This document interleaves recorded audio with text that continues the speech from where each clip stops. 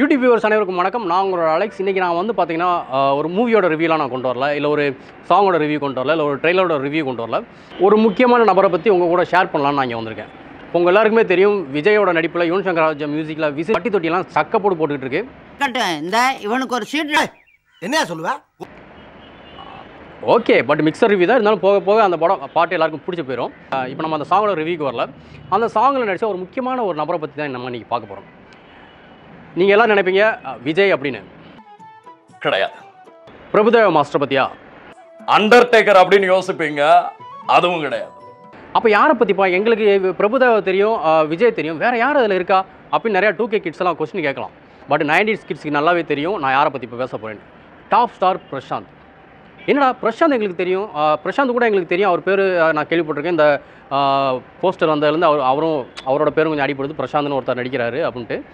பட்டு top star Prashanth அப்படின்னா அது என்ன டாப் ஸ்டார் அப்படின்னு கேட்டிங்கன்னா, இப்போ எப்படி சூப்பர் ஸ்டார், இப்போ எப்படி இளைய தளபதி, உலகநாயகன், ஏகே இப்படிலாம் பேர் இருக்கும், அந்த மாதிரி டாப் ஸ்டார் அப்படிங்கிற பேர் பிரசாந்துக்கு இருந்துச்சு. டாப் ஸ்டார் யாருங்கிறது 90s கிட்ஸ்க்கு மட்டும், 80s கிட்ஸ் 90s கிட்ஸ் எல்லாருக்குமே தெரியும்.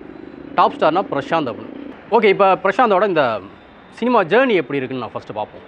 80ஸில் ஒரு ஹீரோவாக இருந்தவர் தான் தியாகராஜன். அவரோட பையன் தான் பிரசாந்த். பிரசாந்த் வந்து ஸ்டார்டிங்கில் வந்து சினி ஃபீல்டுக்கு வர மாதிரி ஐடியாவே இல்லை. அவங்க அப்பாவுக்கு சுத்தமாக ஐடியா கிடையாது. அவர் வந்து டாக்டர் படிச்சுக்கிட்டு இருந்தார். அப்போது ஒரு நாள் ஒரு டைரக்டர் வந்து அவர் வீட்டில் போய் தியாகராஜன் அவரை வந்து பார்க்கறதுக்காக போயிருக்காரு, ஒரு படத்தோட அப்டேட்டுக்காக. அப்போ பிரசாந்த் வராரு. ரொம்ப அழகாக இருக்கார் இந்த பையன், யார் அப்படின்னு கேட்கும்போது தான் தியாகராஜன் சொல்கிறார், இவர் என் பையன் அப்படின்ட்டு. இவ்வளோ அழகான பையனை வச்சுட்டு நீங்கள் இந்த பையனை வந்து சினிமாவுக்குள்ள இன்ட்ரடியூஸ் பண்ணாமல் இருக்கீங்க அப்படின்னு கேட்கும்போது தியாகராஜன் சொல்கிறார், இல்லை என் பையனை நான் டாக்டர் ஆகணும், அவனுக்கு சினிமாவுக்கு சம்மந்தம் இல்லை அப்படிங்கிறார். பட் இருந்தாலும் இதை கேள்விப்பட்ட நிறைய பேர் தொடர்ந்து கண்டினியூஸாக வந்து பிரசாந்தை வந்து படங்களை நடிக்க கேட்டுகிட்டே இருக்காங்க. வேறு வழி இல்லாமல் தியாகராஜன் தன்னோட பையனை சினிமாவுக்குள்ள அறிமுகப்படுத்துறாரு. பட் சினிமாவுக்குள்ள ஒரு 2 படம் 3 படம் நடிச்சுட்டு திரும்ப பையன் வந்து டாக்டர் ஆகிடணும், டாக்டருக்கு தான் போகணும் அப்படின்னு நினச்சாரு. ஆனால் தொடர்ந்து சினிமா வாய்ப்புகள் பிரசாந்தை தேடி வர வர வர வேறு வழி இல்லாமல் தியாகராஜன் தன்னுடைய பையனை ஃபுல் டைம் படத்தில் நடிக்க ஒத்துக்கிறாரு. இவர் ஆரம்ப காலகட்டங்களில் நடித்த எல்லா படமுமே ஹிட்டு. அதாவது எப்பேற்பட்ட ஹிட்டுனா, இந்தியாவில் விரல் விட்டு எண்ணக்கூடிய பெரிய டாப் 10 டைரக்டர்ஸ், அதாவது பாலு மகேந்திரா, மணிரத்னம், சங்கர், இவங்க எல்லாரோட படத்துலையும் அவர் நடிச்சிருக்காருன்னா அப்போ எவ்வளோ பெரிய ஒரு ஹீரோவாக இருந்திருப்பார் பிரசாந்த். 90 காலகட்டங்களில், அதாவது 2000 2005 வரைக்குமே சூப்பர் ஸ்டாருக்கு அடுத்து தமிழ் சினிமாவில் அதிகமான ஃபேன் பேஸ் வச்சிருந்த ஆக்டர் பிரசாந்த் சொன்னால் உங்களால் நம்ப முடியுமா? பட் அதான் உண்மை. இன்னும் சொல்ல போனால் விஜய் அஜித் இவங்கெல்லாம் கோச்சிக்காதீங்க, விஜய் அஜித் ஃபேன்ஸ்லாம் கோச்சிக்காங்க, பட் இதான் நிதர்சனம். விஜய் அஜித்தெல்லாம் அந்த டைத்தில் வந்து பிரசாந்தோட இடத்த பிடிக்கிறதுக்காக ஓடிக்கிட்டு இருந்தாங்க. அந்த இடத்துல இருந்தார் பிரசாந்த். அதாவது 90s காலகட்டங்களில் பிரசாந்த் இங்கே இருந்தார், விஜய் அஜித் இங்கே இருக்கிறாங்க. ஸோ அந்த பீக்கில் இருந்த பிரசாந்த். இதுக்கு ஒரு உதாரணம் சொல்லணும்னா ஜீன்ஸ், பாஷா, இந்தியன், இந்த படங்களோட பட்ஜெட்லாம் விட பெரிய பட்ஜெட் எடுக்கப்பட்ட படம் தான் ஜீன்ஸ். அவருடைய சினிமா வாழ்க்கையில் ஒரு மிக முக்கியமான படம்னே சொல்லலாம். அதை யாருமே மறக்கவும் முடியாது. ஜீன்ஸ் படம் வந்தப்போ இந்தியாவில் வச்சு அதான் ஹை பட்ஜெட் படம். அதாவது இப்போ ஒரு ஹை பட்ஜெட் படம் இருக்குன்னா அந்த ஹீரோவுக்கு வந்து அந்த அளவுக்கு பெரிய மார்க்கெட் இருக்கணும். அப்போ தான் வந்து 100 கோடி 150 கோடி 200 கோடி 500 கோடி செலவு பண்ண முடியும். அவ்வளோ பெரிய மார்க்கெட் ஓப்பனிங் இருக்கணும். அவ்வளோ பெரிய ஓப்பனிங் இருந்தால் மட்டும்தான் அந்த ஹீரோ வந்து அவ்வளோ மணி ஸ்பெண்ட் பண்ணி அவ்வளோ பெரிய படம் எடுப்பாங்க. அப்போது இந்தியாவிலே அதிக பட்ஜெட்டில் உருவான ஒரு ஜீன்ஸ் படம், ஃபஸ்ட் டைம் அதிகமான பட்ஜெட்டில் உருவான, இந்தியாவிலே இதுவரை யாரும் யூஸ் பண்ண டெக்னாலஜியை யூஸ் பண்ணி எடுக்கப்பட்ட ஒரு ஜீன்ஸுங்கிற ஒரு மிகப்பெரிய பிரம்மாண்டமான ஒரு படத்தில் பிரசாந்துங்கிற ஒரு ஹீரோ நடிக்கிறார்னா அப்போ அவருக்கு எவ்வளோ பெரிய மார்க்கெட் இருக்கணும், எவ்வளோ பெரிய ஓப்பனிங் இருக்கணும். ஸோ இதுலேருந்தே நீங்கள் புரிஞ்சிக்கலாம் அவர் எந்த இடத்துல இருந்தார் பிரசாந்த். ஸோ அதனால தான் அவர் டாப் ஸ்டார் பிரசாந்த். அது மட்டும் இல்லை, ஆனழகன், சாக்லேட் பாய், காதல் மன்னன், டாப் ஸ்டார் இப்படிங்கிற நிறைய பட்டங்கள் வச்சுருந்தார். ஏன் சாக்லேட் பாய் அப்படின்னு சொல்கிறோம்னா, அந்த காலகட்டங்களில் அவர் வெறும் காதல் படமாக நடிச்சிருந்தார். இப்போ நார்த்லாம் பார்த்தீங்கன்னா ஷாருக்கானுக்கு தான் கேர்ள்ஸ் ஃபேன்ஸ் அதிகம்.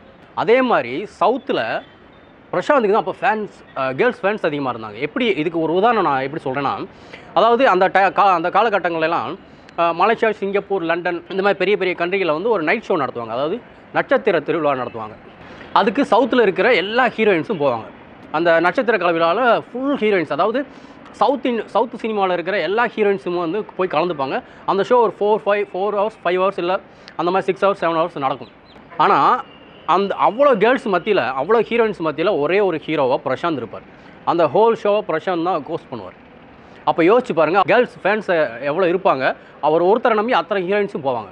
ஸோ அவ்வளோ கேர்ள்ஸ் ஃபேன்ஸ் வச்சுருந்த, அதாவது பெண் ரசிகைகளை வச்சுருந்த ஒரு ஹீரோ, டாப் ஸ்டார்னு பட்டம் வச்சிருந்த ஹீரோ, ஹை பட்ஜெட்டில் ஃபஸ்ட்டு இந்தியன் சினிமாவில் அதிக பட்ஜெட்டில் செலவு பண்ணி எடுக்கப்பட்ட படத்தில் நடித்த ஹீரோ, அவ்வளோ பெரிய மாஸ் ஓப்பனிங் இருந்த ஹீரோ என்ன ஆகிட்டார்? ஏன் இந்த நிலைமைக்கு வந்துட்டார்? அப்படின்னா அவர் ரசிகர் மட்டும் இல்லை 90s கிட்ஸ்லேருந்து 80s கிட்ஸ் வரைக்கும் எல்லாருமே வருத்தப்பட்டு இருக்கிறாங்க. ஏன்னா விஜய் அஜித் இவங்க 2 பேரோட டார்கெட்டே பிரசாந்த் தான். அவங்களோட இடத்த பிடிச்சிருந்து தான். அப்பேற்பட்ட இடத்துல இருந்த ஒருத்தர் விஜயோட சைடு ஆடிட்டு இருக்காங்கன்னு நினைக்கும் போது இங்கே எல்லாருக்குமே கொஞ்சம் வருத்தமாக தான் இருக்குது. இந்த நிலைமைக்கு காரணம் என்ன அப்படின்னு நம்ம கொஞ்சம் ரீவைண்ட் பண்ணி பார்த்தோம்னா, ஆரம்ப காலகட்டங்களில் பயங்கரமான ஹிட்டு கொடுத்துட்டு இருந்தவர் தான். ஃபுல்லாக வெறும் லவ் ஸ்டோரியாக நடிச்சிருந்தவர். அந்த டயத்தில் விஜய் அஜித் இவங்க 2 பேருமே லவ் ஸ்டோரி தான் நடிச்சிருந்தாங்க. ஒரு ஸ்டேஜில் வந்து விஜய் அஜித் 2 பேருமே ஆக்ஷனுக்கு மாறுறாங்க. ஒரு பக்கம் விஜய் பகவதி, திருமலை, திருப்பாச்சி இப்படி ஆக்ஷன் படங்களை கொடுத்துட்டு இருக்காரு. ஒரு பக்கம் அஜித் வந்து தீனா, ரெட்டு, சிட்டிசன் இந்த மாதிரி ஆக்ஷன் படங்களை கொடுத்துட்டு இருக்காரு. ஸோ அப்படிங்கும்போது இவருக்கும் அந்த நிலைமை அந்த ஆக்ஷன் படங்கள் கொடுத்து ஆகணுங்கிற நிலைமைக்கு உந்தப்படுறாரு. அவர் உந்தப்படுறாருன்னா ரீசன் என்னென்னா, அவர் வந்து எப்போவுமே கதை தான் கேட்குறது இல்லை. தியாகராஜன் அதாவது அவங்க பிரசாந்த் சாரோட அப்பா தான் வந்து கதைகளை எப்பவுமே சூஸ் பண்ணுறாரு. ஸோ அவர் டிசைட் பண்ணுறாரு என்னுடைய பையனும் ஆக்ஷனில் இறங்கணும் அப்படின்ட்டு. ஸோ அப்பேற்பட்ட ஒரு நிலைமைக்கு வரும்போது அவர் ஆக்ஷன் படங்களை சூஸ் பண்ணி நடிக்கிறாரு. அதனுடைய தொடர்ச்சியாக ஜெய், ஜாம்பவான், ஆயுதம் போன்ற ஆக்ஷன் படங்கள் நடிக்கிறாரு.